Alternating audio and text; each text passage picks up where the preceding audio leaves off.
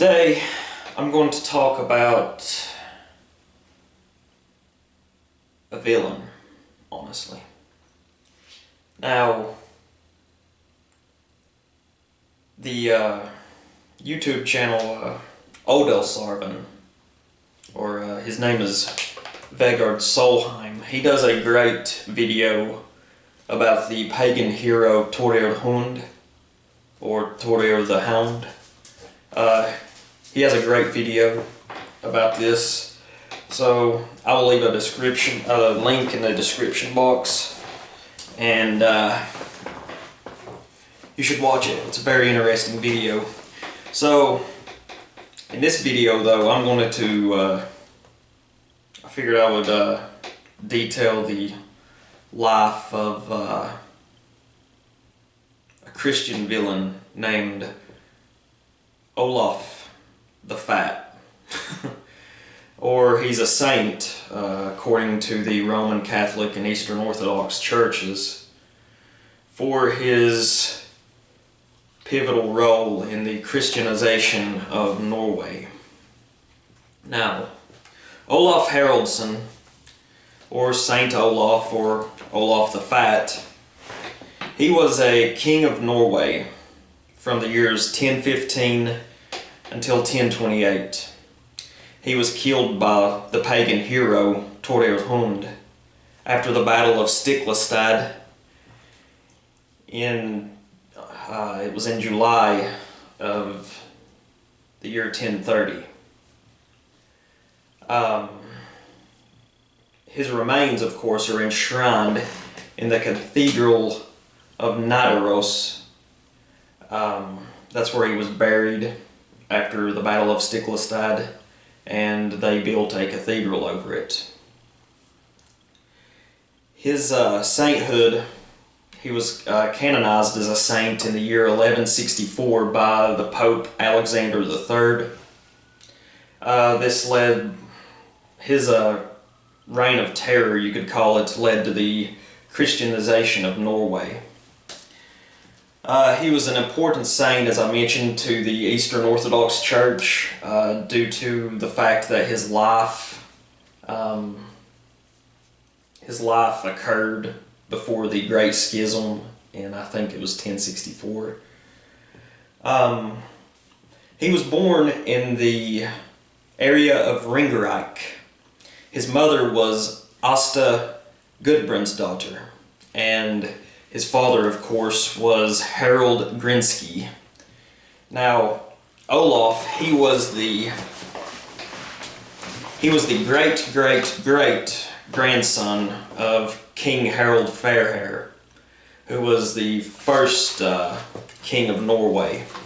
Now, Olaf, he was also the older half-brother to Harald Hardrada, who was later a king of Norway, and his death marked the end of the Viking Age at the Battle of Stamford Bridge in 1066.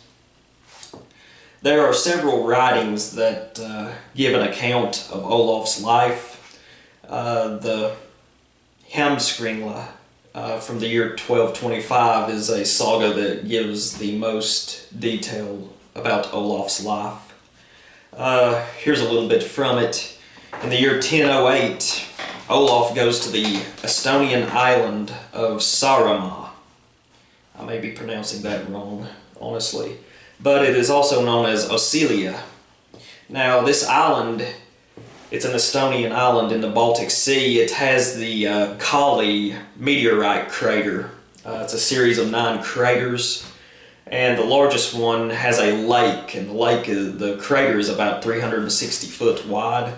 It's a very beautiful place, and it was a pagan holy site, the beautiful meteorite crater in the lake. I'll have a picture of it right here. Now, later on, he goes to Osilia, as I mentioned earlier, to collect tribute from the Osilians. At first they agree to give the tribute, but later they raise an army and to fight Olaf and his men in order to not have to pay tribute, but Olaf, he won the battle nonetheless. And then later on in the year 1008, he left Osilia and sailed to southern Finland. And I'm sure he was trying to exact tribute from the people who lived there. Now, the Battle of Herdalar results when Olaf's men were ambushed in a forest. They were ambushed by the natives living there, and he was soundly defeated, although Olaf and a few of his men managed to escape back to their ships. Then in the it mentions in the year 1011 that Olaf traveled to England and fought alongside Thorkel the Tall in the Siege of Canterbury.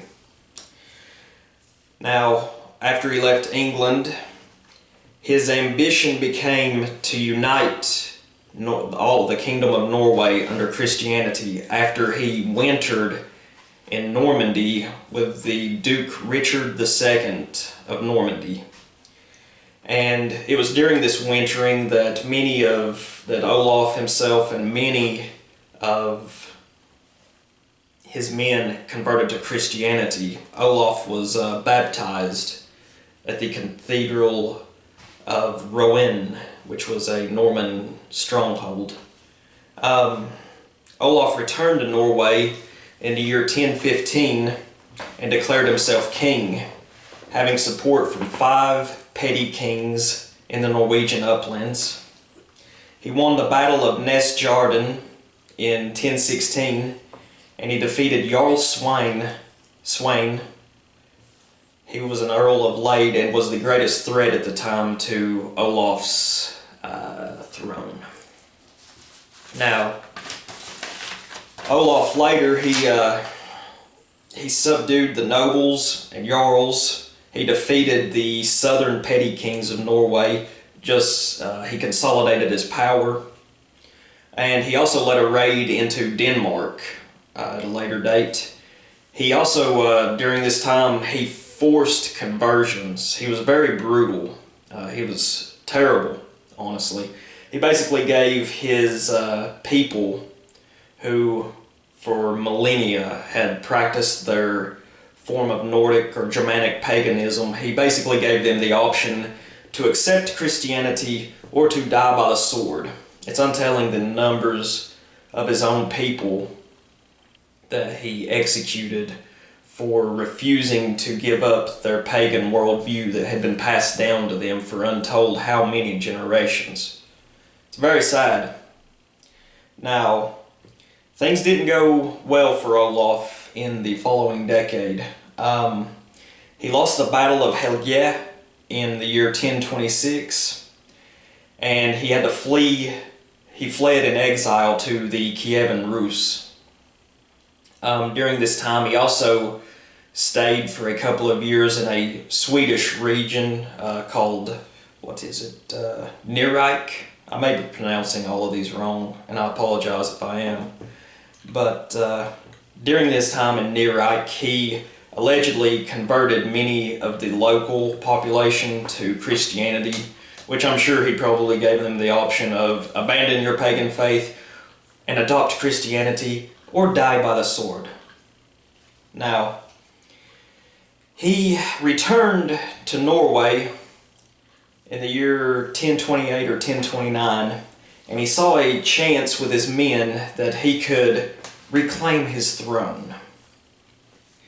And he gathered a large army, but he was stopped by a group led by the great pagan hero Tordir Hund, which means Tordir the Hound,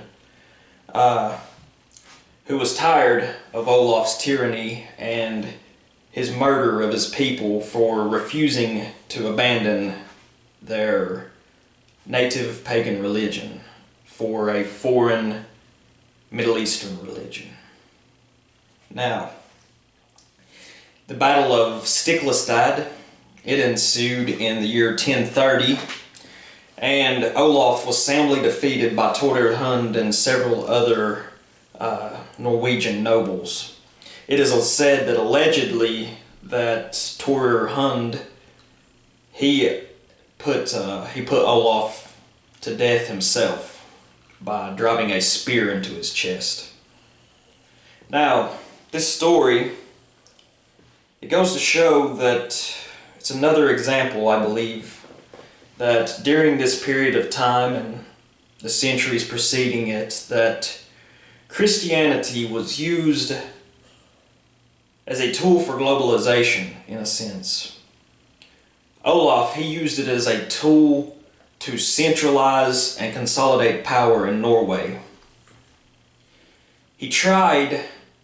Now, Christianity, it began to take hold in Norway before Olaf's reign. It began creeping in. It was more prevalent in the coastal regions of Norway. It was brought in, of course. It's one of the things I've noticed throughout history. Ports of entry along the coast of any given nation.